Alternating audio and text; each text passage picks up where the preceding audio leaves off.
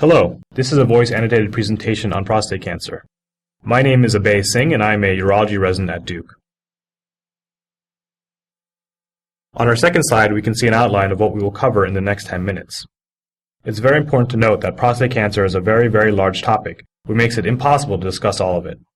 There are also a lot of controversial aspects of prostate cancer, so even what I will talk about may seem confusing at times, but I will try to make things as clear as possible. The goal of this lecture is to give you a basic understanding of what the disease is, how we will diagnose it, our different options to treat localized disease, and some of the well-known side effects that these treatments can cause. We will then finish up by discussing the options for treating advanced prostate cancer. The prostate gland is an exocrine gland in the male genitourinary system that produces prostatic fluid. This fluid is alkaline in nature and makes up about a quarter of semen and helps sperm survive in the acidic vagina. Moving on to prostate cancer though, prostate cancer is the most common cancer in men aside from skin cancer. 95% of prostate cancers are adenocarcinoma of the prostate. Rarely, the cancer may be transitional cell. Remember that the prostatic urethra is composed of transitional cells. And even more rare is squamous or neuroendocrine cancers. Most men will not die from their prostate cancer. This means despite having prostate cancer, they are far more likely to die from some other reason, because prostate cancer is usually not aggressive. However, it is still the second most common cause of cancer death in men after lung cancer. This is a function of how common prostate cancer is, multiplied by the small, but real, chance of the disease being aggressive. And this brings us to the big problem with prostate cancer. Right now, we are simply not good at telling which cancers will probably never hurt a man versus determining which are the more aggressive diseases that will very likely kill him.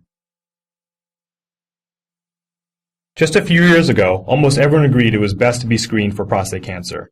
The point of screening was to catch the cancer since it's very rare to have symptoms of prostate cancer unless the disease is very advanced. The official recommendations are any man over 50 should be screened annually, but if a man had risk factors such as being African American or having a family history of prostate cancer, then they should be screened at an earlier age, such as 40. You should know now that there are many people who say we shouldn't screen for prostate cancer at all, since this leads to overtreatment. By overtreatment, I mean even though we may be able to treat a man's prostate cancer and get rid of it, it may not prolong his life since he probably wouldn't have died of the disease anyway. The discussion of whether to screen is long and very controversial, and we won't spend any more time on it. Just know that it's controversial. Let's get back to how we screen. So screening is done with an exam and a blood test called a PSA, which checks the level of prostate-specific antigen in the blood. In general, higher levels of PSA are worrisome for prostate cancer. But PSA is a poor predictor for disease, and there are a lot of reasons men can have an elevated PSA, including normal aging. Also, many prostate cancers have been found in men with low or so-called normal PSA. Therefore, there is no good cutoff value to call a PSA normal versus abnormal, but most providers will use the value of 4.0 nanograms per milliliter. The exam portion of screening is the digital rectal exam, abbreviated to DRE, and it's a test where a doctor puts a gloved finger into a man's rectum to feel the back of the prostate. You can see a cartoon depiction of it in this slide. A normal prostate should feel smooth, and feeling a nodule is concerning for cancer. Since neither of these two tests are very good, doctors have looked for other ways to also diagnose prostate cancer. Imaging is gaining use, and the most common imaging modalities are ultrasound and MRI. In this ultrasound image, you can see a hypoechoic area near the bottom of the slide, demarcated by an arrow, which is concerning for prostate cancer. In this next image, which is an MRI, you can see an area of low signal demarcated by a white arrow on the right base of this prostate, which is also concerning for prostate cancer. Use of imaging in prostate cancer is still, on a national and global scale, uncommon because in general it's hard to see prostate cancer in imaging. It is also worth mentioning there are blood and urine tests, but other than free PSA, which is somewhat helpful, none of them have passed muster. Therefore, for most men, it still comes down to the PSA and the rectal exam. And if one or both of them are abnormal, it raises concern for cancer, and the man is recommended to get a prostate biopsy. A biopsy is done in an outpatient setting and almost always with the use of an ultrasound to help the doctor see the prostate and biopsy different parts of it. This ultrasound is called TRUS, for transrectal ultrasound. The transrectal means we put the ultrasound probe inside the man's rectum, as seen in this picture. We then use the image provided as a guide to get small pieces of tissue using a biopsy gun. We usually try and get 6 samples from each side of the prostate, as well as any additional samples from any part of the prostate that felt abnormal on the digital rectal exam or looked abnormal on the ultrasound. These samples are then reviewed by a pathologist who will look for cancer, and if it is there, he will grade it on a Gleason score, where higher numbers indicate more aggressive cancer. The biopsy Gleason score has been associated with worse prostate cancer outcomes. A point to keep in mind regarding the biopsy is it's a random sampling of the prostatic gland, so it's possible to miss a large or aggressive tumor. You should also know the risks of a biopsy, the biggest of which is infection, since the biopsy needle goes through the rectum, which has plenty of stool and bacteria, and then into the prostate. For this reason, antibiotics are given before and after biopsies. The other risks are hematuria and perineal pain, which are usually temporary. So if the biopsy was positive, we know the man has prostate cancer. Next question is, what are we going to do about it? The first question is, do we think this patient's cancer may hurt or kill him? Remember, most cases of prostate cancer will not kill a man, and if we can be relatively sure of this, if, for example, the biopsy found a very small amount of unaggressive disease and/or the man was very sick with heart disease, etc., it may not make sense to do anything. If we think that the cancer may kill him, the next question is the cancer confined to the prostate? And in the vast majority, it is. If it is confined to the prostate, then we can offer the man definitive treatment for his disease, either through surgery or radiation. If we think the cancer is spread out of the prostate, then this type of local therapy will not help. The other option for a man is something called active surveillance. This means not treating the cancer right away, but instead keeping a close eye on it through frequent PSA tests and annual biopsies, and then treating the cancer only if it appears to be aggressive. This is meant for cancers we think probably will not kill a man even if his health is such that he will live for a long time. It may seem crazy to not treat a cancer in an otherwise fairly healthy man immediately, and to instead just watch it, but please remember that most men, even otherwise healthy men, will not die of their prostate cancer. So by not doing surgery or radiation, you spare the patient the negative side effects that come with these treatments, which we will talk about. As you can imagine, active surveillance is a very controversial topic and still emerging as a field of research. The majority of men definitely get a treatment, either surgical or radiation. The surgical ways to take out a prostate are open and laparoscopic. If it's done laparoscopically, it's usually done with the aid of a robot, specifically the Da Vinci robot in the USA. Radiation is the other way to treat the prostate, and this is done with external beam radiation. A doctor can also put radioactive seeds into the prostate, which is called brachytherapy, but this is not as common as other forms of radiation. For high-risk prostate cancer, some men will get both surgery and radiation. At this point, surgery and radiation both treat cancer really well, and the research shows there's no significant difference in one over the other in terms of better cancer control.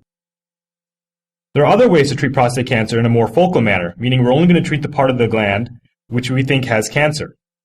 Two of these modalities are HIFU, which stands for high-intensity focused ultrasound, and cryoablation, which uses an ice ball to freeze parts of the prostate. These two methods are not as good for cancer control and are reserved for patients in whom we think the cancer is dangerous, but the men are not good candidates for surgery or radiation. Finally, another option to treat prostate cancer is through medications, and the most important of these are antiandrogens. The most widely used work by blocking the release of luteinizing hormone-releasing hormone, which results in no luteinizing hormone, which in turn stops testicular testosterone production. Other drugs work by blocking androgen receptors. Prostate cancer needs androgens to live, and by blocking it, you can treat a man's prostate cancer. Often, hormones are used in conjunction with surgery or radiation. There are side effects from treatment. Surgery and radiation can both cause some important and debilitating side effects, primarily issues with urinary continence and erectile function. It takes about a year or two after surgery for these symptoms to level out, and when they do, about 10% of men will continue to have incontinence, and the majority of men will require medication such as Viagra to gain erectile function sufficient enough for sexual relations. The reason for the incontinence is, as you know, the prostate makes up the most proximal part of the urethra and is therefore attached to the bladder. Therefore, both surgery and radiation can damage the bladder and the external urethral sphincter. The nerves for erections run along the prostate, which is a reason for erectile dysfunction. In surgery, the surgeon can try to spare the nerves, which helps some, but not entirely. There are treatments for both of these problems. For incontinence, men can wear pads or undergo another procedure, such as artificial urethral sphincter placement. For erectile dysfunction, we already mentioned the first line of therapy, which is oral medications such as Viagra. And if these do not work, then a man can use a vacuum pump, and there's also surgical options to implant a prosthesis. We also talked about the other option for treating prostate cancer, which is antiandrogens. The side effects from antiandrogens is the side effects from becoming castrate. which means the man can feel fatigue, poor bone health, have decreased sexual drive, and possibly have negative cardiovascular implications. The final topic I want to talk about is advanced prostate cancer. By advanced disease, we're referring to prostate cancer that is outside of the prostate, elsewhere in the body.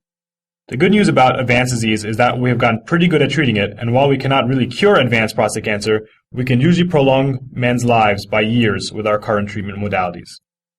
If a patient presents with advanced disease, there is usually no reason to surgically remove or radiate the prostate since the cancer is already spread.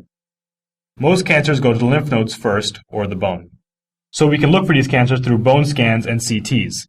Prostate is another option since prostate cancer cells make PSA, and this is an imaging test that is able to look for PSA in the body. It's also an important point to bring up that while PSA is not a great test for diagnosing prostate cancer, which we mentioned earlier, it is a good test to follow the cancer once you know a man has it. Following the PSA level is a good way to follow the effectiveness of treatment for prostate cancer. If a man's prostate has been surgically removed or radiated, there should be no prostate to make PSA, so any PSA measured in the blood suggests prostate cancer cells are present. If the PSA goes higher, it suggests the cancer is growing and or spreading. The first-line treatment against advanced disease is hormonal therapy, as we mentioned earlier. The goal of this medication is to remove testosterone from the body, in other words, to make the man medically castrate, as opposed to surgical castration, which is done through the removal of a man's testicles, and indeed was the treatment used for advanced disease before the current medications were available. These medications almost always will work for men for a certain period of time. The cancer then appears to have the ability to not need testosterone or seems to make its own. At this point, the cancer is called castrate-resistant prostate cancer. When this happens, chemotherapy is the next line of treatment, usually with docetaxel or carboxytaxel. These drugs are taken with prednisone and generally help add on a few months of life. Once they stop working, men can be put on other drugs. There are a number of options, the first of which I want to discuss is Sipulcel. This is the so-called prostate cancer vaccine. Another exciting treatment is abiraterone, which blocks an enzyme called CYP17A, which is part of the testosterone production pathway. Both of these drugs have been shown to prolong men's lives, and their place in the prostate cancer armamentarium is still being worked out. Thank you for taking the time to listen to this presentation. Let's review briefly some of the take-home messages. First, prostate cancer is very common and normally not aggressive. Based on research, most men with prostate cancer will not be hurt or die of their disease, but a small percentage can and will die of it. Second, we use PSA and a digital rectal exam to look for prostate cancer. Imaging is being used more often. Third, when we think a man may have cancer, we do a prostate biopsy to check. Fourth, if a man has localized prostate cancer, our options to treat him are surgery, radiation, and active surveillance, which means not treating the cancer right away but following him closely. Surgery and radiation are both equally effective at treating the cancer. Medications can also be used, usually as adjunctive treatment. Fifth, our major treatment options, which are surgery and radiation, can cause significant morbidities with urination and erectile dysfunction. Finally, if a man has advanced disease, which means the disease is outside of the prostate, the first line of therapy is anti-androgen medications, and when the cancer becomes resistant, chemotherapy. Here are some suggested further readings if you're interested in learning more about prostate cancer. I hope you found this session helpful.